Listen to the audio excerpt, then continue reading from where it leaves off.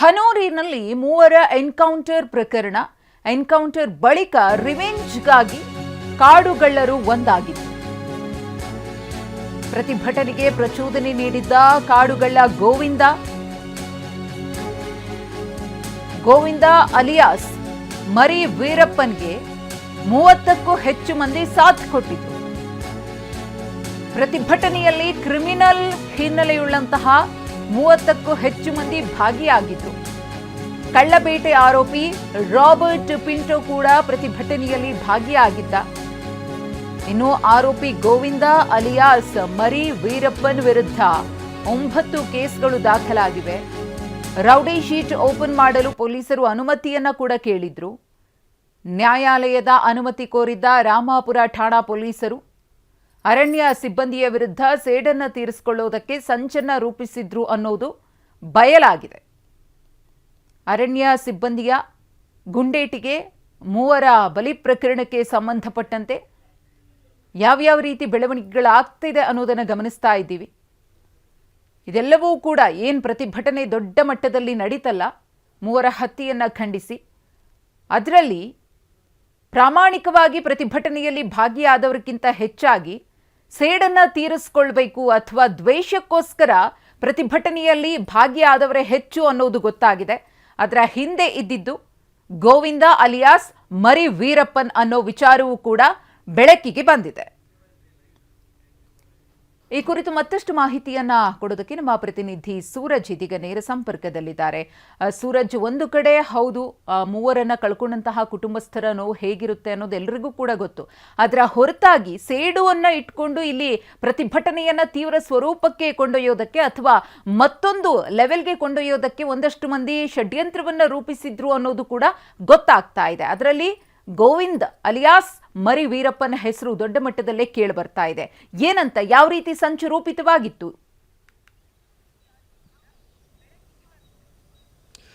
ಮಧುಶ್ರೀ, ಅರಣ್ಯ ಇಲಾಖೆಯ ಎನ್ಕೌಂಟರ್ಗೆ 3 ಬೇಟೆಗಾರರು ಬಲಿಯಾದಂತಹ ಪ್ರಕರಣಕ್ಕೆ ಸಂಬಂಧಪಟ್ಟಂತೆ ಯಾವಾಗ ಎನ್ಕೌಂಟರ್ ಆಗತ್ತೆ, ಎನ್ಕೌಂಟರ್ ಆದಂತಹ ವಿಚಾರ ಅವರ ಕುಟುಂಬಸ್ಥರಿಗೆ ಗೊತ್ತಾಗತ್ತೆ ಮತ್ತು ಅಲ್ಲಿರುವಂತಹ ಗ್ರಾಮಸ್ಥರಿಗೆ ಗೊತ್ತಾಗತ್ತೆ. ಯಾವಾಗ 3 ಎನ್ಕೌಂಟರ್ ಆಯ್ತು ಅಂತ ಗೊತ್ತಾಗತ್ತೋ ತಕ್ಷಣವೇ ಹನೂರು ಪೊಲೀಸ್ ಠಾಣೆಯ ಮುಂದೆ ಸಾಕಷ್ಟು ಸಂಖ್ಯೆಯಲ್ಲಿ ಗ್ರಾಮಸ್ಥರು ಮತ್ತೆ ಅವರ ಸ್ನೇಹಿತರು ಮತ್ತೆ ಕುಟುಂಬಸ್ಥರು ಕೂಡ ಭಾಗಿಯಾಗ್ತಾರೆ. ಅದರ ಜೊತೆಗೆ ವಿವಿಧ ರೈತ ಸಂಘಟನೆಗಳು ಕೂಡ ಬರುತ್ತೆ, ವಿವಿಧ ಹೋರಾಟಗಾರರು ಕೂಡ ಬರ್ತಾರೆ, ಅಲ್ಲಿ ಪ್ರತಿಭಟನೆ ಮಾಡ್ತಾ ಇರ್ತಾರೆ. ಇದು ಕೂಡ ಒಂದು ಹಂತಕ್ಕೆ ನಡೀತಾ ಇರುತ್ತೆ, ನ್ಯಾಯ ಬೇಕು ಅಂತ ಕೇಳ್ತಾ ಇರ್ತಾರೆ. ಆದರೆ ಈಗ ಪೊಲೀಸರ ವಿಚಾರಣೆ ವೇಳೆ, ಪೊಲೀಸರ ತನಿಖೆ ವೇಳೆ ಸ್ಫೋಟಕ ಮಾಹಿತಿ ರಿವೀಲ್ ಆಗಿರುವಂತದ್ದು. ಏನು ಈ ಒಂದು ಪ್ರತಿಭಟನೆ ಮಾಡ್ತಾ ಇದ್ರು, ಪ್ರತಿಭಟನೆ ಮಾಡ್ತಾ ಇದ್ದಂತಹ ಆ ಒಂದು ಪ್ರತಿಭಟನಾಕಾರರನ್ನ ಪ್ರಚೋದನೆಗೆ ಮಾಡೋ ಸಲುವಾಗಿ ಬರೋಬ್ಬರಿ 30ಕ್ಕೂ ಹೆಚ್ಚು ಕಾಡುಗಳ್ಳರು ಒಂದಾಗಿದ್ರು.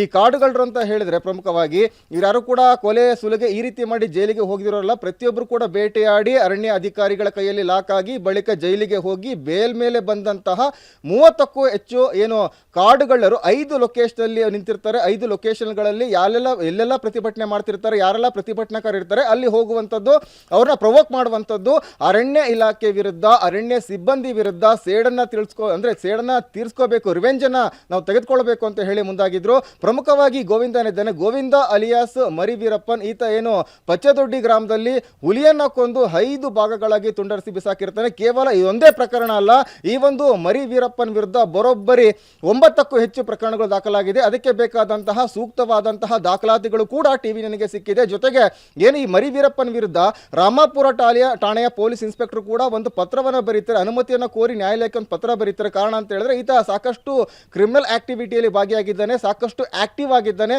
ಹಾಗಾಗಿ ಈತನನ್ನ ಬಂಧನ ಮಾಡಬೇಕು, ಜೊತೆಗೆ ಈತನ ವಿರುದ್ಧ ಎ ಶ್ರೇಣಿಯ ರೌಡಿ ಪಟ್ಟಿಯನ್ನು ತೆರಿಬೇಕು ಅಂತ ಹೇಳಿ ಒಂದು ಪತ್ರವನ್ನು ಕೂಡ ನ್ಯಾಯಾಲಯಕ್ಕೆ ಬರೀತಾರೆ. ಆ ಬರೆದಂತಹ ಪತ್ರದ ನ್ಯಾಯಾಲಯದ ಕಾಪಿ ಕೂಡ ನಮ್ಮ ಟಿವಿ ನನಗೆ ಎಕ್ಸ್ಕ್ಲೂಸಿವ್ ಆಗಿ ಲಭ್ಯವಾಗಿರುವಂತದ್ದು.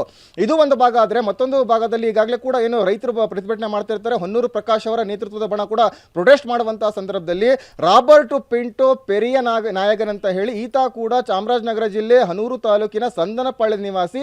ಈತನ ವಿರುದ್ಧವೂ ಕೂಡ ಸಾಕಷ್ಟು ಪ್ರಕರಣಗಳಿದೆ. ಅದರ ಜೊತೆಗೆ ಕೇವಲ ಕರ್ನಾಟಕ ಅಷ್ಟೇ ಅಲ್ಲ ಮಧುಶ್ರೀ, ಈತನ ವಿರುದ್ಧ ತಮಿಳುನಾಡಲ್ಲೂ ಕೂಡ ಪ್ರಕರಣ ದಾಖಲಾಗಿದೆ. ತಮಿಳುನಾಡು ಅರಣ್ಯ ಇಲಾಖೆ ಕೂಡ ಈತನ ಬಂಧನ ಮಾಡಲಾಗಿತ್ತು. ಈಗ ಸಾಕಷ್ಟು ಎವಿಡೆನ್ಸ್ಗಳು ಟಿವಿ ನನಗೆ ಲಭ್ಯವಾಗ್ತಿದೆ. ಪೊಲೀಸರ ಉನ್ನತ ಮೂಲಗಳ ಮಾಹಿತಿ ಕೂಡ ನಮಗೆ ಸ್ಪಷ್ಟಪಡಿಸಿದೆ. ವ್ಯಕ್ತಪಡಿಸಿರುವಂತದ್ದು ವಿತ್ ಡಾಕ್ಯುಮೆಂಟ್ ಟಿವಿನ ಈಗ ಎಕ್ಸ್ಪೋಸ್ ಮಾಡ್ತಾ ಇರುವಂತದ್ದು. ಅಂದು ಎಕ್ಸಾಕ್ಟ್ ಆಗಿ ಏನಾಯ್ತು, ಪ್ರತಿಭಟನೆ ಮಾಡುವಂತ ಸಂದರ್ಭದಲ್ಲಿ ಪ್ರೊವೋಕ್ ಯಾಕಾಯ್ತು, ಪ್ರೊವೋಕ್ ಮಾಡಿದವರು ಯಾರು, ಅದರ ಹಿಂದೆ ಇದ್ದಂತಹ ಷಡ್ಯಂತ್ರ ಮಾಡಿದಂತ ಆರೋಪಿಗಳ ಪ್ರತಿಯೊಂದು ವಿವರವನ್ನ pin to pin with document ಈಗ ಎಕ್ಸ್ಪೋಸ್ ಮಾಡ್ತಾ ಇರುವಂತದ್ದು. ಮಧುಶ್ರೀ, ಧನ್ಯವಾದ ಸೂರಜ್ ತಮ್ಮೆಲ್ಲ ಮಾಹಿತಿಗಾಗಿ.